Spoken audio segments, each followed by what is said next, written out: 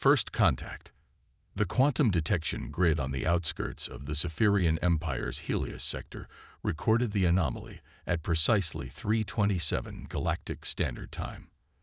What began as a minor spatial distortion rapidly expanded into something the monitoring station's systems could barely comprehend. Subspace trembled, folded, and then tore open in a brilliant flash that momentarily overloaded the sensor arrays. Senior Detection Officer Krell Ravna squinted his 4 compound eyes at the readouts, his scaled fingers hovering over the emergency alert panel. "Impossible," he whispered. The wormhole signature exceeded any known technological capabilities in the Empire. Even the most advanced Zephyrian vessels couldn't generate such a precise translocation event. When the anomaly stabilized, what emerged sent waves of panic through the monitoring station. A vessel of unmistakable human design. Angular, utilitarian, and bristling with weapon systems that seemed both ancient and impossibly advanced, glided silently into Imperial space. "Sound the alert. All personnel to battle stations." Station Commander Zolteth barked, her ceremonial head crest flaring with alarm. "Contact Imperial High Command immediately." The vessel measured nearly 2 kilometers from bow to stern, dwarfing even the largest Zephyrian dreadnoughts. Its hull was a deep charcoal gray that seemed to absorb rather than reflect light, making it appear like a ship-shaped void against the star-speckled background. The only illumination came from pulsing blue energy conduits that traced geometric patterns across its surface. "It's not possible," Zolteth muttered, staring at the holographic projection. "The humans were eradicated centuries ago." The Great Purge ensured. "Commander," interrupted the communications officer, "the vessel is broadcasting on all frequencies. They're requesting dialogue." The command center fell silent. For 300 years, the Zephyrian Empire had maintained that humanity had been wiped out in the Terran conflicts, a necessary sacrifice for galactic stability. The history modules taught to Imperial citizens portrayed humans as dangerous, unpredictable beings whose reckless technological advancement had threatened all sentient life. Now, evidence to the contrary had appeared on their doorstep. "Put it through," Zolteth ordered, straightening her posture and adjusting her ceremonial command mantle. A holographic figure materialized in the center of the command deck. Unmistakably human, female, wearing a midnight blue uniform, adorned with silver insignia that matched no known human military structure from the historical archives. "This is Commander Tara Reeves of the Earth vessel Hyperion," the figure stated, her voice calm and measured. "We come under a flag of necessity, not hostility. I request direct communication with your highest authority." Zolteth studied the human. Commander Reeves had dark skin and closely cropped silver hair that contrasted sharply with her youthful face. Her stance conveyed absolute confidence, and her eyes, those uniquely human eyes with their distinct whites and colored irises, remained steady and evaluating. "This is Station Commander Zolteth of the Zephyrian Empire. Your presence here violates centuries of established boundaries. Explain yourself immediately, or we will consider your intrusion an act of war." The human's expression didn't change, but something in those eyes hardened. "Commander Zolteth, I understand your concern. However, let me be clear. Had we wished for conflict, you would not have detected our arrival until it was far too late. The Hyperion carries representatives authorized to speak on behalf of the United Terran Alliance. The narrative that humanity was eradicated is, as you can see, greatly exaggerated. Throughout the vast Zephyrian Empire, alarm signals blared as news of the human vessel spread. Emergency protocols dormant for centuries activated automatically. Mineral-rich border worlds began emergency evacuations of civilians. Military outposts shifted to high alert, and the vast Imperial fleet, scattered across 27 star systems, received encrypted mobilization orders. On the Imperial capital world of Zephyria Prime, the High Council convened an emergency session. The massive amphitheater with its 3,000 seats had not been filled to capacity in over a century, yet now representatives from every Imperial province hurried through the grand entrances, their ceremonial robes fluttering as they sought their designated positions. "This must be a deception," insisted Grand Counselor Vex Moore, his age-whitened scales trembling with agitation. "Perhaps a new species has discovered human vessel schematics and seeks to destabilize the Empire. The vessel's quantum signature doesn't match any known civilization," countered Admiral Thrascore, the Empire's most decorated military commander. "And our deep space monitoring network has detected unusual activity in the regions beyond the old Turan exclusion zone." While the Imperial leadership debated in panicked whispers aboard the Hyperion, Commander Reeves stood on the main observation deck, watching as smaller Imperial vessels formed a perimeter around her ship. The massive viewscreen showed the swirling blues and purples of the gas giant that dominated this star system. "They scrambled nearly 40 vessels," Commander reported Lieutenant Chen, the tactical officer. "Mostly scout class, but we're detecting 3 heavy cruisers accelerating from the inner system." Reeves nodded. "Exactly as expected. The Empire's first instinct is always to show force." Admiral Chorus approached, his weathered face grim. "Station Commander Zolteth is requesting permission to send a delegation aboard. Apparently, they've contacted High Command and received authorization for direct engagement." "Prepare the diplomatic reception bay," Reeves ordered. "Limited access only, standard security protocols. Let's show them just enough to make them curious." 6 hours later, a sleek Imperial shuttle docked with the Hyperion. Commander Reeves stood flanked by her senior officers as the airlock cycled open. 5 Zephyrians emerged. 4 wore the metallic combat armor of Imperial elite guards, while the 5th was dressed in the elaborate ceremonial robes of an Imperial emissary. "I am First Emissary Trelvon," the robed figure announced, his translator converting his natural clicking speech into standard human English. "I speak with the direct authority of the High Council." Commander Reeves bowed slightly, enough to show respect without subservience. "Welcome aboard the Hyperion. First Emissary, I trust your journey was comfortable." "Comfort is irrelevant," Trelvon replied sharply. "Your presence here violates ancient accords. The human species was deemed too dangerous to participate in galactic affairs. The historical record states clearly that your kind was eradicated for the greater good." A cold smile touched Reeves' lips. "History is written by the victors, First Emissary. But as you can see, the Empire's victory was incomplete." She gestured down the corridor. "Please follow me. There are things you need to see, truths that have been hidden from your people for generations." As they walked through the massive ship, Trelvon's compound eyes darted everywhere, taking in details that contradicted everything he knew about human technology. The vessel's interior was immaculate, with smooth, curved walls that seemed to flow like liquid metal.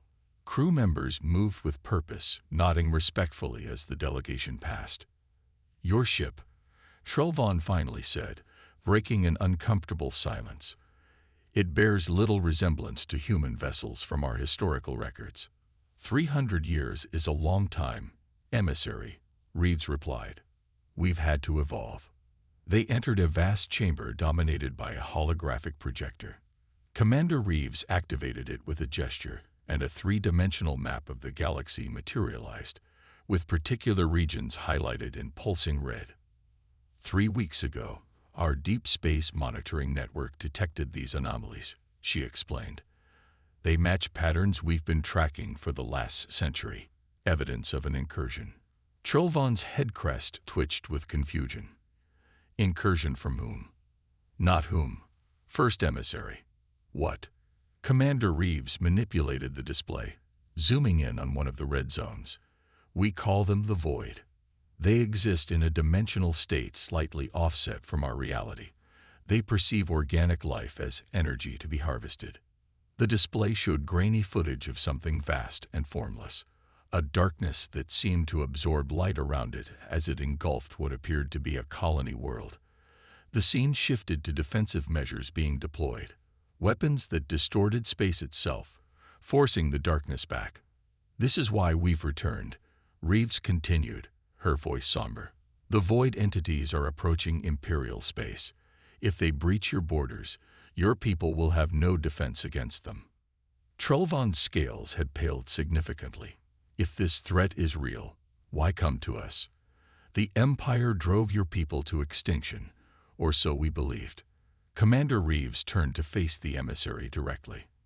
Because despite our history, despite everything your people did to ours, we haven't forgotten what it means to be human. We protect those who cannot protect themselves. She paused. Even former enemies. The High Council will never accept help from humans, Trelvahn stated, though his voice lacked conviction. They will, Reeves replied with absolute certainty, because the alternative is extinction. The Hyperion isn't just a warship, emissary. It's a message, a warning of what's coming, and an offer of salvation. As the Imperial delegation departed hours later, Commander Reeves stood at the main view screen, watching their shuttle return to the station. Admiral Chorus joined her, his expression concerned. "They believe us," she said before he could speak. "Belief isn't enough," Chorus replied. "The Empire spent centuries building a narrative about humanity's villainy. They won't abandon that overnight." "They don't need to trust us," Reeves said, turning to face her old mentor. "They just need to fear what's coming more than they fear us." She gestured toward the tactical display, where dozens of Imperial warships were now visible, forming a containment pattern around the Hyperion. "Phase 1 complete," she said quietly. "The Empire wasn't ready for us to return. A single human battleship was enough to throw their entire power structure into chaos. Now we wait." "For what?" Chorus asked. Commander Reeves' eyes hardened as she looked back at the swirling gas giant. "For them to realize that everything they know about the past and the future is about to change." Diplomatic tensions. Admiral Vrax Kervalen stood motionless on the bridge of the Imperial dreadnought Unyielding Justice, his normally golden scales dulled with age and stress. 4 decades of distinguished service had not prepared him for this moment. Through the massive viewing portal, he observed the human vessel, the Hyperion, maintaining its position near the Helios monitoring station, a dark silhouette against the colorful backdrop of the gas giant Helios IV. "Magnification, level 3, he ordered, and the viewing portal zoomed in on the alien ship. Despite having studied the historical archives extensively during the 12-hour journey from the capital, Vrax still found himself unprepared for the sight of an actual human warship. The historical records described human vessels as crude, utilitarian constructs, dangerous but technologically inferior to Imperial standards. The Hyperion defied those descriptions. Its design was elegant in its lethality, with weapon systems unlike anything in the Imperial arsenal. Most concerning were the energy readings that defied Imperial classification systems. "Status report," Vrax demanded, turning to his executive officer. Commander Zeltorath gestured to the tactical display. 27 capital ships have arrived, Admiral, with 14 more approaching from the Meridian and Vortex sectors. We've established a full containment perimeter. The human vessel remains stationary and has made no aggressive movements. And the delegation. First Emissary Trelvahn has transmitted his preliminary report to High Command. It's unsettling, Admiral. Vrax's head crest twitched with irritation. Elaborate. The emissary believes the human claims may have merit. He's requested immediate verification of the spatial anomalies they identified. Vrax hissed softly, a sign of deep concern among his species. The implications were troubling. If the humans spoke truth, the Empire faced an existential threat. If they lied, their return after centuries of absence suggested a capability for deception and infiltration that made them more dangerous than ever. "Prepare my shuttle," Vrax decided. "I will assess this situation personally." Across the vastness of Imperial space, panic continued to spread despite the government's attempts to control information. On thousands of worlds, citizens demanded answers about the human vessel. Underground information networks circulated forbidden historical accounts of human ingenuity and resilience. Some fringe religious sects even proclaim the humans' return as the fulfillment of ancient prophecies. On Zephyria Prime, the imperial capital, the political situation deteriorated hourly. The High Council remained deadlocked, with the military faction advocating immediate aggressive action, while the diplomatic consortium urged caution and verification of the human claims. Grand Counselor Vex Moore addressed the emergency session, his voice amplified throughout the vast chamber. For 3 centuries, we have maintained galactic stability through strength and order. The humans were deemed too unpredictable, too dangerous to participate in our carefully balanced society. Their unexpected return represents the greatest threat to imperial security in generations. Councillor Sylvestra, leader of the diplomatic consortium, rose in opposition. We cannot ignore the possibility that their warnings are genuine. If some extra-dimensional threat approaches imperial space, destroying our potential allies would be suicidal folly. Meanwhile, aboard the Hyperion, Commander Reeves received notification of Admiral Vrax's impending arrival. The Empire is sending their most decorated military commander, Lieutenant Chen reported. Admiral Vrax Curvallen, 42 years of service, 27 major campaigns, architect of the Meridian Pacification. I'm familiar with his record, Reeves replied, studying the Admiral's personnel file on her datapad. A traditionalist, but not inflexible. Interesting choice. She closed the file. Prepare the Strategic Command Center for his arrival. Full Information Disclosure Protocol. Lieutenant Chen looked surprised. Commander, that exceeds the parameters established by Director Hawkins. I'm aware, Lieutenant. Note my decision in the log. Reeves turned to the window, watching as more Imperial warships arrived. We need to accelerate the timeline. Admiral Vrax's shuttle approached the Hyperion with ceremonial slowness, flanked by 6 Imperial fighter escorts. As the shuttle entered the massive docking bay, Vrax observed the orderly precision of the human crew. 24 security personnel stood in perfect formation, their uniforms immaculate, their posture rigid. Unlike the Imperial Guards with their ornate armor and ceremonial weapons, the human security detail was equipped with sleek, functional equipment that suggested both restraint and lethal capability. Commander Reeves waited at the foot of the shuttle's ramp, Admiral Chorus at her side. As Vrax descended, flanked by his own guards, Reeves stepped forward and offered the traditional Imperial greeting, a precise incline of the head followed by a specific hand gesture. The perfect execution of this cultural formality momentarily surprised the Admiral. Admiral Vrax Curvallen, Reeves said, "Welcome aboard the Hyperion. I am Commander Terra Reeves of the United Terran Alliance." Vrax studied the human commander closely. Your knowledge of Imperial protocol is unexpected, Commander. Understanding potential allies or adversaries is fundamental to survival. Admiral, Reeves replied, something humanity has learned through bitter experience. Vrax's expression remained unreadable. Let us dispense with diplomatic niceties, Commander. Your presence here violates 3 centuries of established galactic order. The Empire believed your species extinguished, yet here you stand with technology that exceeds our most advanced systems. Explain. I'll do better than explain, Admiral. I'll show you. Reeves gestured down the corridor. If you'll follow me, I believe the Strategic Command Center will provide the answers you seek. As they walked, Vrax noted the efficiency of the ship's design. Unlike Imperial vessels with their ornate decorations and status-signifying architecture, the Hyperion's interior was elegant in its functionality. Every element served a purpose. Most striking was the crew, diverse in appearance but unified in purpose. They moved with confidence and discipline that even Vrax, with his exacting standards, found impressive. The Strategic Command Center was a vast circular chamber dominated by a holographic projection system far more sophisticated than anything in Imperial service. As they entered, the lights dimmed automatically, and a 3-dimensional representation of the galaxy materialized. 300 years ago, Reeves began, The Empire concluded that humanity's rapid technological advancement posed an existential threat to imperial stability. The decision was made to eliminate us. The Great Purge, as your historical records call it.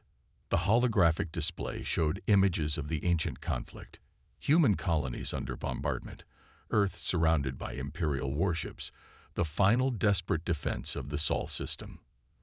But humanity survived, Reeves continued. A fraction of our population escaped beyond imperial detection, settling in regions considered uninhabitable. We rebuilt, evolved, and waited, not for revenge, Admiral, but for understanding. Understanding of what? Vrax asked, his voice carrying a note of skepticism. Of the true reason for our rapid technological development. Reeves manipulated the display, showing a strange spatial distortion at the edge of what had once been human territory. 2 decades before the Purge, we detected the first incursion of what we now call the Void. Extra-dimensional entities that feed on organic energy signatures, consciousness itself. The display shifted, showing grainy footage of colonial outposts being engulfed by a darkness that seemed to consume light and matter alike. We accelerated our weapons research not to threaten the Empire, but to combat this existential threat. The Empire mistook our preparations for aggression. Admiral Vrax's scales rippled with suppressed emotion. These records could be fabricated. They could be, Reeves acknowledged. Which is why we've provided coordinates for active incursion sites outside Imperial space. Send your own vessels, Admiral, but equip them with the shielding specifications we've included. Without it, your crews will not survive contact. Vrax studied the human commander intently. 3 centuries of Imperial doctrine had portrayed humans as dangerous, erratic beings prone to violence and emotional decision-making. Yet Commander Reeves displayed a calm rationality that contradicted those teachings. If what you claim is true, Vrax said cautiously, why return now, after 3 centuries of absence? Because the incursions are increasing in frequency and scale, Reeves replied gravely. Our projections indicate the Void will breach Imperial space within 6 months.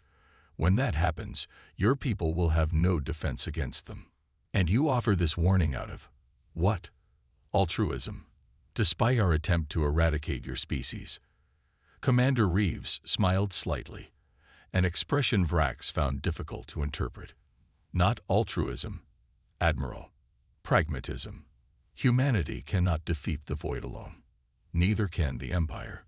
Only through alliance do our civilizations have a chance for survival. The implications hung in the air between them. If Reeves spoke truth, the Empire faced an unprecedented threat. If she lied, allowing humans to reintegrate into galactic society posed its own dangers. I will transmit your evidence to High Command, Vrax finally said. But understand this, Commander. The Empire does not easily change course. 3 centuries of doctrine regarding humanity cannot be overturned by a single conversation. We don't have the luxury of time for gradual diplomatic progress. Admiral, Reeves replied, her tone hardening slightly. The Void is coming, whether the Empire acknowledges it or not. Vrax regarded the human commander with newfound respect. You speak with remarkable certainty for someone so outnumbered, Commander. Numbers mean little against the Void, Admiral. As you'll soon discover, Reeves gestured to the display, where real-time sensor data showed Imperial scout vessels approaching the coordinates provided in the human data package. Your verification teams are nearly in position. I suggest we monitor their findings together. 12 hours later, Admiral Vrax stood alone on the observation deck of the Unyielding Justice, his thoughts in turmoil. The preliminary reports from the verification teams confirmed the human claims. Spatial anomalies unlike anything in Imperial records had been detected precisely where Commander Reeves had indicated. One scout vessel had ventured too close without the recommended shielding and gone silent immediately thereafter. His communications officer approached hesitantly. Admiral, we've received new orders from High Command. The military faction has prevailed in council deliberations. We are to contain the human vessel by any means necessary. Vrax stared at the distant form of the Hyperion. Even if it means destroying the only source of information about this new threat. The orders are explicit, sir. Vrax turned from the viewport. Signal the fleet. All vessels to assume combat formation Delta. Target acquisition protocols authorized, but weapons hold until my direct command. As the Imperial fleet maneuvered into attack formation, alarms blared throughout the Hyperion. They're targeting us, Lieutenant Chen reported. 43 vessels, combat formation consistent with standard Imperial engagement protocol. Commander Reeves showed no surprise. As expected, the military faction always held more influence than the diplomats. She turned to Admiral Chorus. Status of the emergency jump drive. Charged and ready, Commander. Reeves nodded and opened a communication channel. Admiral Vrax, this is Commander Reeves. Your fleet movements suggest hostile intent. Is diplomacy already at an end? After a brief delay, Vrax's image appeared on the main screen. Commander, I've received direct orders to secure your vessel, power down your systems, and prepare to be boarded. You've seen the evidence, Admiral, Reeves replied calmly. You know what's at stake. The Empire needs what we know about the Void. What I know or believe is irrelevant, Commander. I have my orders. Reeves leaned forward slightly. And what happens when the Void reaches Imperial space, Admiral? When your worlds begin to fall one by one, will orders matter then? Before Vrax could respond, a priority alert sounded on both vessels. Commander, Lieutenant Chen called out, massive spatial distortion detected at coordinates 227 Mark 43. It matches the signature from the archival footage. Reeves' expression darkened. How is that possible? Our projections gave us months, not hours. On the Imperial flagship, Admiral Vrax received similar reports. Verification, he demanded. Confirmed, Admiral. His science officer replied, voice trembling. The anomaly matches the human data precisely, but it's accelerating toward the nearest colonial outpost. Vrax's scales paled. The nearest colony was Helios VI, with a population of over 3 million Imperial citizens. All vessels, hold position, he ordered. Maintain target lock on the human vessel, but take no action. On the Hyperion's main screen, the spatial anomaly grew larger, a writhing darkness that seemed to consume the very fabric of space. It's too soon, Admiral Chorus muttered. Our intelligence indicated. Our intelligence was wrong. Reeves interrupted. She addressed the bridge crew. Battle stations, prepare void containment protocols. Then, to the communications officer, open a channel to Admiral Vrax. When the Admiral's image appeared, Reeves wasted no time. Admiral, that anomaly will reach Helios VI in approximately 3 hours. Your weapons will have no effect on it. We can help, but I need your fleet to stand down. Vrax hesitated, caught between centuries of doctrine and the evidence before his eyes. What do you propose, Commander? The Hyperion carries specialized equipment designed to combat void entities. Allow us to move into position near the colony.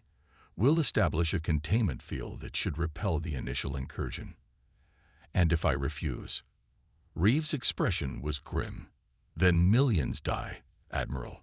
And it will be just the beginning. The silence stretched between them. A moment of decision that would reshape the relationship between their species. Finally, Vrax nodded. Proceed, Commander. But be warned, at the first sign of deception, my fleet will open fire.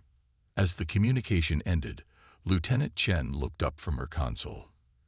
Commander, even with the specialized equipment, a single ship can't establish a containment field large enough to protect the entire colony. I'm aware, Lieutenant, Reeves replied, moving to the command chair. Signal engineering. Prepare to activate the Prometheus protocol. Admiral Chorus' eyes widened. Commander, that technology hasn't been field tested. The risks are necessary, Reeves finished. The Empire wasn't ready for one human battleship. Let's show them what humanity is truly capable of. As the Hyperion accelerated toward the colony, its hull began to transform, sections separating and reconfiguring in ways that defied conventional engineering principles. Admiral Vrax watched in astonishment from his flagship as the single human vessel appeared to multiply, components detaching and expanding into a dozen smaller craft that moved with synchronized precision. "What are we witnessing?" he whispered. His science officer could only shake her head in wonder. "Technology beyond our understanding, Admiral. The vessel isn't simply deploying fighters. It's replicating itself." The transformed Hyperion and its newly spawned components took position around the colony, forming a precise geometric pattern. Energy fields of blinding intensity connected each unit, creating a vast protective network just as the darkness of the void reached the outer atmosphere. The battle for Helios VI and the future relationship between humanity and the Zephyrian Empire had begun. Revelations of the past. The darkness writhed against the energy barrier surrounding Helios VI, probing for weaknesses with tendrils of absolute nothingness. From the command deck of the Unyielding Justice, Admiral Vrax watched in horrified fascination as the void entity, a concept that had been theoretical just hours ago, attempted to breach the protective field generated by the reconfigured human vessel. "Magnification, maximum," he ordered, and the view screen zoomed in on one section of the defensive perimeter. What he saw defied Imperial understanding of physics and engineering. The Hyperion had transformed into a networked array of independent yet synchronized units, each projecting energy patterns that seemed to exist in multiple spatial dimensions simultaneously. Where the dark tendrils of the void entity touched these fields, they recoiled as if in pain. "This technology," whispered his science officer, Kelvana. "It contradicts everything we know about energy manipulation. The power requirements alone should be impossible to sustain." Vrax's attention shifted to the colony below. 3 million Imperial citizens continued their daily lives, blissfully unaware of the cosmic horror being held at bay just beyond their atmosphere. The Empire had chosen not to issue evacuation orders, fearing mass panic. Now, watching the void entity's relentless assault on the human-generated barrier, Vrax questioned that decision. "Open a channel to Commander Reeves," he ordered. The human commander appeared on screen, her face illuminated by cascading blue light from her vessel's control systems. Unlike the composed diplomat from their earlier interactions, Reeves now showed signs of intense concentration, perhaps even strain. "Admiral," she acknowledged, her voice terse. "Your barrier is holding, Commander, but for how long?" Reeves glanced briefly at something off-screen before responding. "The Prometheus configuration can maintain integrity for approximately 7 hours at current power levels. After that, we'll need to reconfigure or risk catastrophic system failure." 7 hours, Vrax repeated. "Is that sufficient time to neutralize this entity?" "Neutralization isn't possible, Admiral.